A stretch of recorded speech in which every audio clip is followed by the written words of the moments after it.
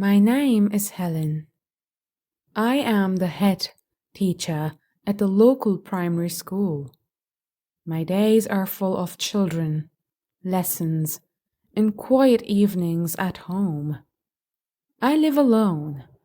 I have lived alone for many years. I am not lonely, but I am careful with my heart. I met Paul Carter at a wedding. It was the wedding of our assistant teacher. The whole town was there. People laughed and talked. I stood near the back of the room, holding a glass of water, watching everyone. Paul stood near the door. He was the town butcher. Everyone knew him.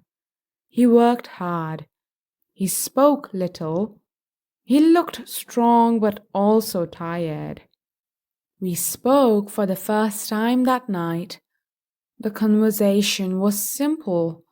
He asked about my work. I asked about his shop.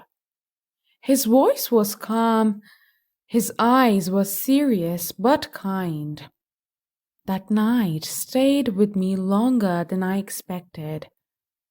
After the wedding, we began to meet often. Not on purpose at first.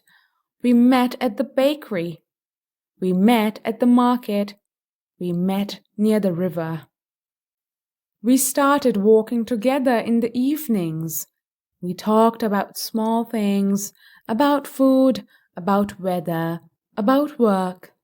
He never pushed. He never crossed a line. That made me feel safe.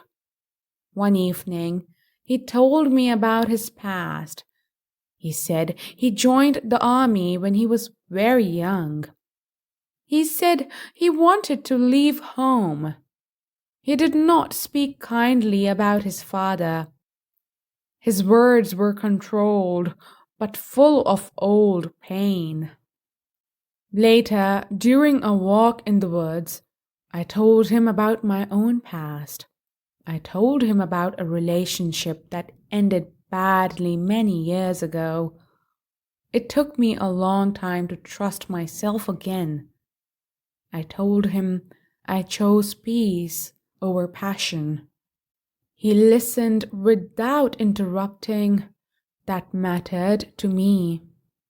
One morning, the town woke up to a bad news.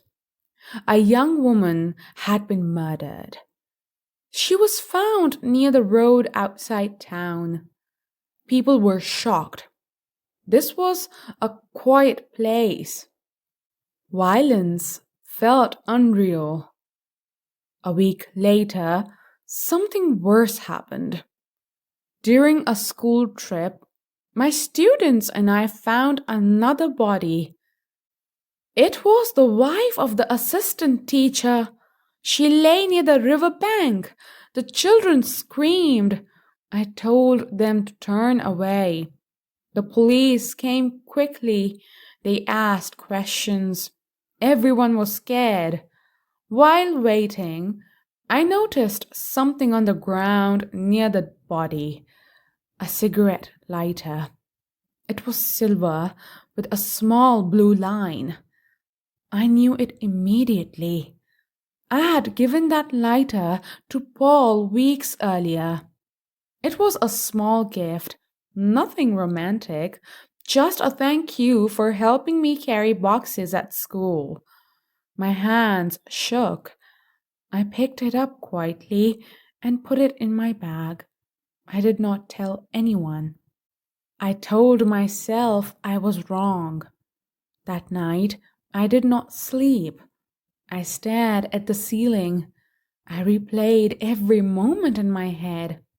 The next time I saw Paul, he lit a cigarette with a lighter that looked exactly the same. Same shape, same color. Relief washed over me. I felt ashamed of my thoughts. I told myself I was tired. I told myself fear makes people imagine things. Life went on. Paul offered to repaint my spare room. I agreed. I trusted him. While I was at school, he worked in my house. When I returned, the room looked fresh and clean. He smiled softly and left. Later that evening, I opened a drawer in my bedroom. The lighter was gone. I understood everything in that moment. He knew I had found it. I looked out the window and saw him standing across the street. He looked up. Our eyes met. I locked the doors, but he was already inside. He stood in the hallway. His face was calm, too calm. He held a knife, but not in a threatening way. It hung low by his side. He spoke slowly. He told me he had bought a second lighter after losing the first.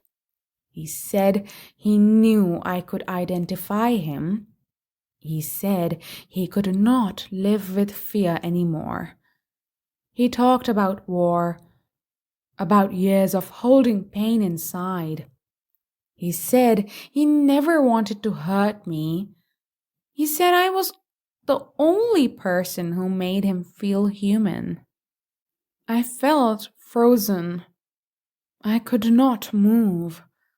I closed my eyes. I waited. I heard a sound, a sharp breath. When I opened my eyes, Paul had stabbed himself. I screamed. I helped him to the car. I drove as fast as I could to the hospital. He spoke weakly during the drive. He said he was tired. He said he was sorry. He never wanted love to end this way. I said nothing. Tears ran down my face. At the hospital, doctors rushed him inside. He did not survive. The town changed after that. People whispered. People avoided my eyes. The police found evidence. They understood everything. I returned to work after some time. The children helped me heal without knowing it. Sometimes I walk by the river. I stand still and look at the water. I think about how easily kindness can hide darkness. I am still calm. I am still careful. But I am no longer blind.